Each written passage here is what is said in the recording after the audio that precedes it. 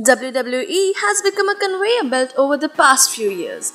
It seems that many superstars come into the company and end up leaving quite quickly following their debut.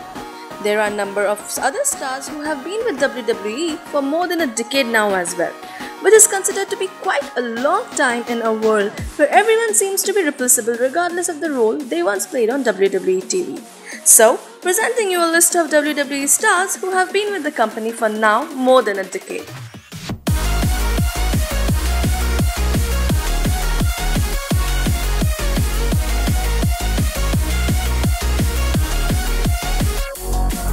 Number 10. Zack Ryder. Debut April 21st, 2005. Zack Ryder made his first WWE appearance back in 2005 as a jobber who took on Matt Morgan before he went on to debut on the main roster a few years later. Zack Ryder is mostly a forgotten member of the WWE roster but has somehow managed to remain contracted to the company now for more than 12 years, even though he has been mostly seen as a jobber by the WWE Universe. Number 9. Jamie Noble. Debut December 17th, 2005 as well. Jamie Noble is a former cruiserweight champion in his own right and actually made his official WWE debut back in 2005 as a part of Velocity. He was also once seen as a member of the Authority under Seth Rollins' reign back in 2015 when he was joined by Joey Mercury and the duo formed J&G Security.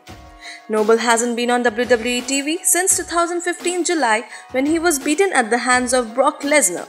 But it still seems that his real skills are seen every week on Monday Night Raw as he works behind the scenes with WWE now as a producer. Number 8. John Cena. Debut June 27, 2002. John Cena is perhaps the best known WWE star in the company right now and the undisputed face of WWE. But it didn't start out like this for Cena.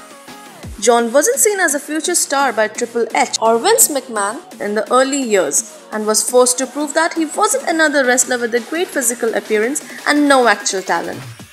Over the past 15 years, Cena has proved that he has much more than that, and as well as making history as a 16-time world champion. Cena has only been defeated clean on WWE TV 3 times in the past decade and has even managed to create a successful career as an actor, rapper and a reality star outside WWE. Number 7. Randy Orton. Debut April 25th, 2002. Much like John Cena, Randy Orton made his debut in WWE 15 years ago and since has become one of the biggest stars the company has ever had. Orton became the youngest ever world champion when he broke Brock Lesnar's record at SummerSlam back in 2004. And if it wasn't his problems with prescription drugs a few years into his WWE career, he would have easily had a career to rival one of his biggest rivals, John Cena. Number 6. The Big Show. Debut February 14, 1999. The world's largest athlete made his way through the WWE curtain for the first time at the St. Valentine's Day Massacre back in 1999. And he has been using his incredible weight and stature against the opponent ever since. Big Show hasn't always been a favorite of the WWE Universe, but over the past few years he has proved that he is dedicated to the wrestling business and was even able to lose a lot of weight and gain a lot of muscle earlier this year when there were rumors that Big Show would go on to face Shaquille O'Neal at WrestleMania 33, but sadly the match never happened in the end. Number 5. Chris Jericho. Debut June 13, 1999 as well. Chris Jericho could be considered an odd case in WWE since he has been with WWE since 1999 but he has left the company many times and made his return for a few months before leaving again as he looks to split his time between wrestling and touring with his band Fozzy. Jericho has technically been with WWE for 18 years but his various hiatuses from the company take his total closer to 16 years. Which is still incredible considering Jericho can leave WWE and easily return and easily roll back the years to show that he is still one of the most talented wrestlers to have ever stepped into a WWE ring. Number 4. Kane. Debut October 5th, 1997. Kane was brought into the WWE as the brother of The Undertaker and the man who would finally be able to make an impact against the phenom known as the Dead Man after 7 years of hell as part of WWE. Kane won his first World Championship on WWE the following year at King of the Ring 1998 and played a pivotal role in WWE throughout the Attitude Era. Kane is one of the very few WWE stars who have matches that were made for him specifically. Kane has an Inferno match which shows his love of fire and which is one of the most brutal WWE matches in the history since the aim is to set your opponent on fire. Number 3. Mark Henry. Debut March 11, 1996. Mark Henry was known as a weightlifter and as the world's strongest man before he signed for WWE back in 1996. Somehow Henry has found a way to remain relevant as a part of the company for more than 20 years now. Henry still pursued a career in strongman competitions alongside his WWE career and was last seen as the strongest man in the world back in 2002. Henry is a former world champion, European champion and ECW champion, but it seems that the WWE Championship has always been the title that has eluded him. Number 2. The Triple H.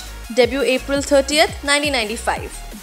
Triple H has been raising the game in the wrestling world ever since 1995. He has gone through many phases as a WWE star, from Hunter Hearst Helmsley to Triple H to the Kings of Kings to The Game and numerous other characters that the 14-time world champion has been known as over the last 2 decades.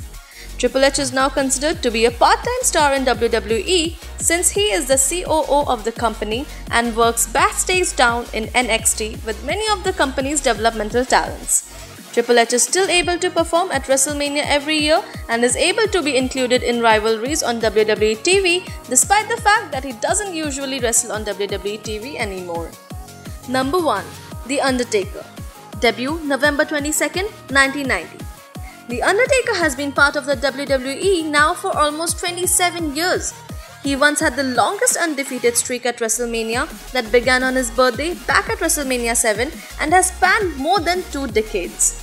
Undertaker has been a star that many members of the WWE Universe has grown up with, despite the fact that he walked away from WWE at WrestleMania 33.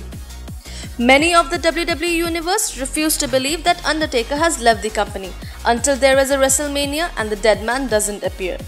It will be really interesting to see if Taker appears at WrestleMania 34, and if he doesn't, it will be the first WrestleMania WWE has ever produced without Taker since WrestleMania 16. So, do you agree with our list? If yes, then surely press the like button and leave us a comment down below. Subscribe to XtremeJaws to enjoy brand new videos every day. Till then, see you in the next one. Bye bye.